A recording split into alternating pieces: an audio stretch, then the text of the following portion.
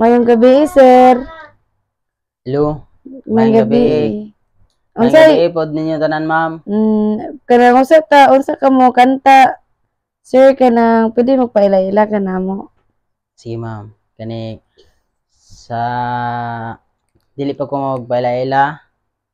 Mayong gabi kanatong tanan, labi na sa mga audience, labi na po sa mga nananaw. Kang ako rin si Marlon Bistal, taga taga taga Bohol. Unsa inspirasyon nimo nga naa ka diri karon? Nangimpalad ko nga makuha ko sa diri sa The Voice kay para makatabang ko sa kuang pamilya. Mataga ka. Kisa may mga inspirasyon nga naa man ka diri karon, sir. Sir Marlon. Ang akong inspiration nga nung na ako din sa The Voice tungod sa kong bata. Gusto ko nga makita sa akong anak nga kung unsa ko katalented. Aside sa kanta, napakailaing talent. Daghan ba kayo? Mo magic ko. Pero karon ang imong tuyo mo kanta. O mo kanta. Sige, unsa tay imong kantahon? May tama rin ako.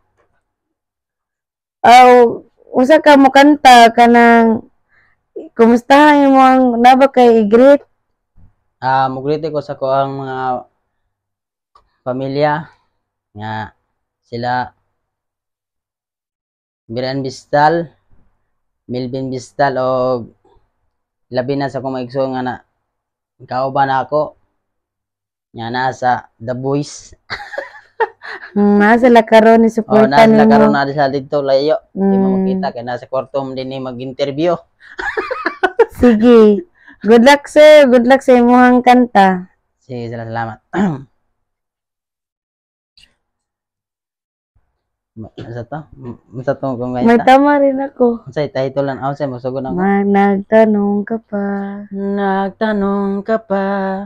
Wala namang epekto. Labas-pasok sa tayo mo. Kahit anong sabihin ko, wag na tayo. Siyapan ng laway, sige na malina ko. Ayaw ko lang ng away, pero di ka lang may sasabihin sana. Kung pwede bang manahimik ka muna. Walang saysayang sinasabi kaya hindi mo mawari kung imig pa ba o mananahimik na lang. At sa tuwing mapapaliwanag, pakinggan mo naman ito. Akala mo ikaw lang ang marunong tumama. Paminsan-minsan tama rin ako. May tama rin ako. Wow. Thank you. Galing. Sige, so may kasulti sa imong mga fans. Sa akong mga supporter diha, kining unta nga mutabang mo share. Salamat.